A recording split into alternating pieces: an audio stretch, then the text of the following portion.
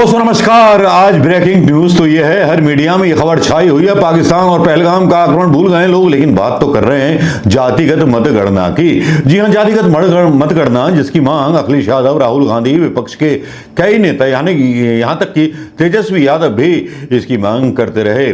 अब लगता है कि प्रधानमंत्री मोदी जी ने जातिगत जातिगत जनसंख्या की गणना, मतगणना नहीं, जनसंख्या गणना की बात कह दी है। और ये खबर जो है भक्तों के लिए आह्लादित कर देने वाली है। जब दूसरी तरफ राहुल गांधी और अखिलेश यादव जब इसकी मांग करते थे, कास्ट सेंसस के बारे में सवाल उठाते थे, तो यही भक्त उनको गालियां बकते थे, गद्दार बोलते थे और तरह तरह के बहाने बनाते थे। यही मीडिया था जब राहुल गांधी अपने मुंह से जाति जनगणना की मांग करते थे या अखिलेश यादव जाति जनगणना की मांग करते थे, तो यही मीडिया था कि उनको एक तरह से खलनायक बना करके पेश करता था जनता के सामने। लेकिन आज क्या हुआ ये है कि प्रधानमंत्री मोदी जी ने, जी हाँ, प्रधानमंत्री मोदी जी ने जो है जातिगत जनगणना की घोषणा कर दी है। अब देखिए ना, मोदी जी ने ऐसा मास्टर स्ट्रोक मारा है जिसको भले ही अब कांग्रेस ये कहने लगे कि भाई ये तो राहुल गांधी का मुद्दा था, तो राहुल गांधी से मुद्दा छीन तो लिया। अखिलेश यादव के लोग बोले कि अखिलेश यादव का मुद्दा था, अखिलेश यादव से मुद्दा छीन तो लिया। ममता बनर्जी बोले कि ममता बनर्जी का मुद्दा था, उनके समर्थक बोलेंगे छीन तो लिया। तेजस्वी यादव बोले छीन तो लिया। बिहार चुनाव साहेब, ईवीएम को सपोर्ट करने के लिए कोई ऐसा मुद्दा चाहिए कि इस मुद्दे की वजह से जीत गया और मास्टर स्ट्रोक राजनीति में काम कर गया। कुछ इसी तरह के हैं हमारे प्रधानमंत्री जी। और दूसरी खबर यह है कि सोशल मीडिया पर जिस खबर के बारे में बात की जा रही है, वो बात की जा रही है पहलगाम हमले की कुछ तस्वीरें, जिसके पहलगाम हमले की तस्वीरें नहीं है, पहलगाम हमले को लेकर के जो हाई लेवल मीटिंग हुई है उसके जो मतलब दृश्य हैं वो वाकई में शानदार नजर आ रहे हैं। वो लीक किए गए जनता को बताने के लिए। अब भले ही लोग बोलें कि ऐसे थोड़ी होती है कोई गोपनीय मीटिंग, ऐसे थोड़ी प्लानिंग की जाती है। अरे भैया, उसमें आवाज़ थोड़ी आ रही है कि मोदी जी प्लानिंग क्या कर रहे हैं। आप तो कुछ भी मोदी जी के बारे में बोल दो, ऐसे नहीं होता है भाई। मोदी जी ने दिखा दिया कि मैंने जो थी यहाँ मेरे साथ जो थे दो सेना के वो थे, क्या कहते हैं, जनरल थे, अपने वो क्या थे, सलाहकार डोवाल भी थे साथ में, राजनाथ सिंह भी साथ में थे। अब देखिए ना कितने अच्छे अच्छे फोटो आए हैं लगातार, आप देख रहे होंगे। तो एक तरह से पाकिस्तान की भी हवा खराब कर दी ये तस्वीरें जारी करने के बाद कि हाई लेवल मीटिंग हो गई है। और फिर अखबारों में भी ये खबरें आई थी कि सेना को खुली छूट दे दी गई है। लेकिन सेना को खुली छूट दे दी गई है और उसको वक्त, स्थान और सारी चीज़ें तय करने के लिए किया गया है, लेकिन अभी तक कोई कार्रवाई हुई नहीं है। इसमें भी प्रधानमंत्री मोदी जी की कोई चाल होगी। क्यों भक्तों, सही कहा ना मैंने। लेकिन चलिए साहब, मैं तो अगर मोदी जी के सपोर्ट में ही बोलूं तो भक्त मुझे गालियां देते हैं। भैया देते रहिए। देखिए, जो अच्छे काम करेंगे मोदी जी तो हम अच्छा बोलेंगे, गलत करेंगे तो गलत बोलेंगे। अब देखिए, राहुल गांधी के हाथ से जो था मुद्दा छीन लिया, अब अखिलेश यादव के हाथ से मुद्दा छीन लिया। अब जातिगत जनगणना होगी कैसे, तो ये तो ऊपर वाला ही जाने या मोदी जी जाने के होगी कैसे, क्योंकि इसका कोई मतलब लगता नहीं कि क्या होगा, कैसे होगा। मतलब घोषणा तो हो गई है। ये 15 लाख वाली घोषणा है, जैसे 15 लाख रुपए बोले थे कि अकाउंट में आएंगे या रोजगार मिलेंगे, वो वाली घोषणा है। ये है कौन सी घोषणा? मतलब वैसे बीजेपी इसके खिलाफ थी, राहुल गांधी बोलते थे, भले ही कांग्रेस के लोग जो है राहुल गांधी जिंदाबाद, अखिलेश यादव जिंदाबाद के नारे लगा रहे हों, लेकिन यहाँ सबसे बड़ा स्टार जो था, एक हमारे पत्रकार साहब हैं मनीष सिंह, उनका मैं पढ़ के सुनाना चाहूंगा, थोड़ा सा रस लेकर के सुनिएगा।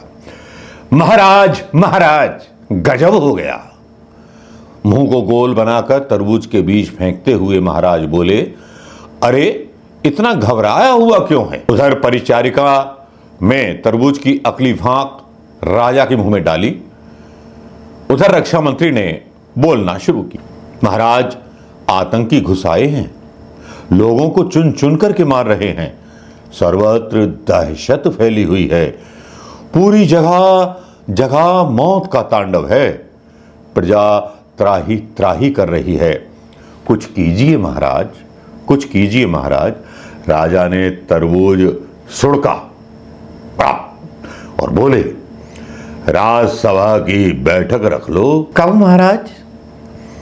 अगले महीने कृष्ण पक्ष त्रयोदशी को निजी सचिव को डायरी में नोट करने का इशारा करते हुए महाराज ने कहा। आज महाराज अरेबिया के मदनोत्सव से लौट आए हैं। बिहार में हुंकार भी बढ़ ली थी।